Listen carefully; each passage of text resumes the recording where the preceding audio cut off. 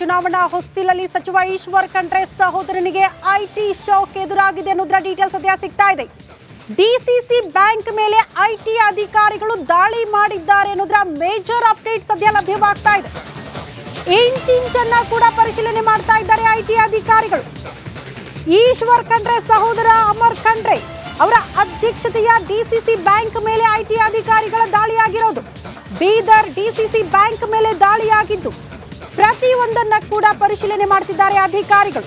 ಬರೀ ಬೀದರ್ ಮಾತ್ರ ಅಲ್ಲ, ವಿಜಯಪುರ, ಕಲಬುರಗಿ, ರಾಯಚೂರು ತಂಡದಿಂದ ಬೀದರ್ ಡಿಸಿಸಿ ಬ್ಯಾಂಕ್ ಮೇಲೆ ಏಕಕಾಲದಲ್ಲಿ ಎಲ್ಲ ಅಧಿಕಾರಿಗಳು ಒಟ್ಟಾಗಿ ಬಂದು ದಾಳಿ ಮಾಡಿದ್ದಾರೆ ಅನ್ನೋದರ ಡೀಟೇಲ್ಸ್ ಸದ್ಯ ಸಿಗ್ತಾ ಇದೆ.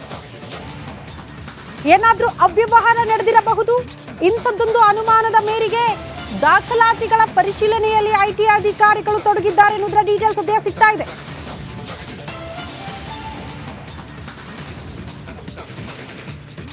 ಜಿಲ್ಲಾ ಉಸ್ತುವಾರಿ ಸಚಿವ ಈಶ್ವರ್ ಖಂಡ್ರೆ ಅವರ ಸಹೋದರ ಅಮರ್ ಖಂಡ್ರೆ ಅಧ್ಯಕ್ಷತೆಯಲ್ಲಿರುವ ಡಿಸಿಸಿ ಬ್ಯಾಂಕ್ ಐಟಿ ಅಧಿಕಾರಿಗಳ ದಾಳಿಯಾಗಿದೆ. ಬಿಗ್ ಶಾಕ್ ಇದು ಚುನಾವಣಾ ಹೊಸ್ತಿಲಲ್ಲಿ. ಬೀದರ್ನ ಡಿಸಿಸಿ ಬ್ಯಾಂಕ್ ಮೇಲೆ ಐಟಿ ಅಧಿಕಾರಿಗಳ ದಾಳಿಯಾಗಿದ್ದು ಪರಿಶೀಲನೆ ಮಾಡ್ತಿದ್ದಾರೆ ಅಧಿಕಾರಿಗಳು. ವಿಜಯಪುರ ಹಾಗೂ ಕಲಬುರಗಿ, ರಾಯಚೂರು ತಂಡದಿಂದ ದಾಳಿಯಾಗಿರೋದು. ಬೆಳಗ್ಗೆ ಸರಿಯಾಗಿ 11 ಗಂಟೆಯ ಸುಮಾರಿಗೆ ದಾಳಿಯಾಗಿದೆ ಅಂತ ಹೇಳಲಾಗ್ತಾ ಇದೆ. ಪ್ರತಿಯೊಂದು ದಾಖಲಾತಿಯ ಪರಿಶೀಲನೆಯಲ್ಲಿ ಐಟಿ ಅಧಿಕಾರಿಗಳು ತೊಡಗಿದ್ದಾರೆ.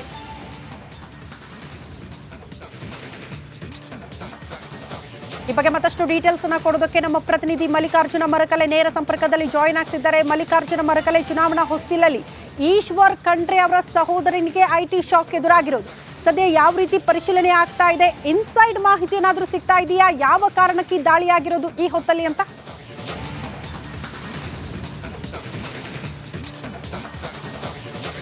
ಹೌದು ಶ್ರುತಿ, ಗಡಿ ಜಿಲ್ಲೆ ಬೀದರಲ್ಲಿ ವಿಶೇಷವಾಗಿ ಬೀದರ್ ಡಿಸಿಸಿ ಬ್ಯಾಂಕ್ ಮೇಲೆ ಇವತ್ತು ಐಟಿ ದಾಳಿಯಾಗಿದೆ ಅಂತ ಹೇಳ್ಬೋದು.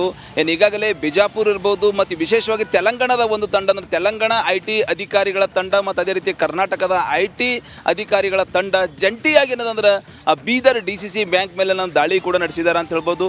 ಸುಮಾರು 15ರಿಂದ 20 ಅಧಿಕಾರಿಗಳ ತಂಡ ಈಗಾಗಲೇ ಬೀದರ್ ಡಿಸಿಸಿ ಬ್ಯಾಂಕ್ ಒಳಗಡೆ ಪರಿಶೀಲನೆ ನಡೆಸ್ತಾ ಇದ್ದಾರೆ. ಪ್ರತಿಯೊಂದು ಸಿಬ್ಬಂದಿಗಳ ಮೊಬೈಲನ್ನು ಐಟಿ ಅಧಿಕಾರಿಗಳ ವಶಕ್ಕೆ ತಗೊಂಡು ಸ್ವಿಚ್ ಆಫ್ ಮಾಡಿಸಿದ್ದಾರೆ. ಪ್ರತಿಯೊಂದು ಪರಿಶೀಲನೆ ನಡೆಸ್ತಾ ಇದ್ದಾರೆ.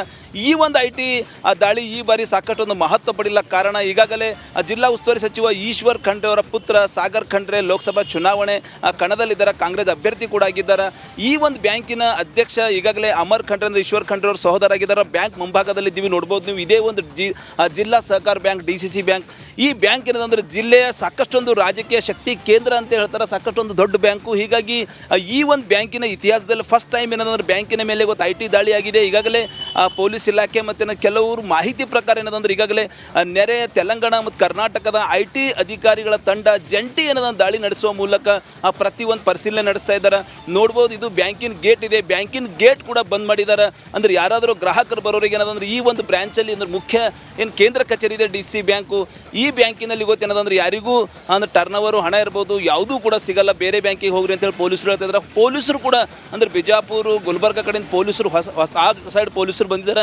ಹೀಗಾಗಿ ಈ ಒಂದು ಐಟಿ ದಾಳಿ ಇವತ್ತೊಂದು ಸಾಕಷ್ಟೊಂದು ರಾಜಕೀಯ ವಲಯದಲ್ಲಿ ಎಲ್ಲ ಒಂದು ಕಡೆ ಅಲ್ಲೋಲ ಕಲ್ಲೋಲ ಸಾಕಷ್ಟೊಂದು ಚರ್ಚೆಗೆ ಗ್ರಾಸ್ ಆಗ್ಯದ ಅಂತ ಹೇಳ್ಬೋದು. ಟೋಟಲಿ ಇವತ್ತೇನಂದ್ರೆ 11 ಗಂಟೆ ಸುಮಾರಿಗೆ ಏಕಾಏಕಿ ಅಧಿಕಾರಿಗಳ ತಂಡ ಬ್ಯಾಂಕಲ್ಲಿ ಆಗಮಿಸುವ ಮೂಲಕ ಏನು ಪರಿಶೀಲನೆ ನಡೆಸ್ತಾ ಇದ್ದಾರೆ. ಯಾರಿಗೂ ಕೂಡ ಹೊರಗಡೆ ಬಿಡ್ತಾ ಇಲ್ಲ. ಹೀಗಾಗಿ ಏನು ಪರಿಶೀಲನೆ ನಡೆಸ್ತಾ ಇದ್ದಾರೆ ಏನಿಲ್ಲ ಪ್ರತಿಯೊಂದು ಮಾಹಿತಿ ಅಧಿಕಾರಿಗಳಿಂದ ಸಿಗಬೇಕಾಗಿದೆ ಶ್ರುತಿ. ಓಕೆ ಮಲ್ಲಿಕಾರ್ಜುನ್ ಮರಕಲೆ, ಧನ್ಯವಾದಗಳು ತಮ್ಮೆಲ್ಲ ಮಾಹಿತಿಗೆ.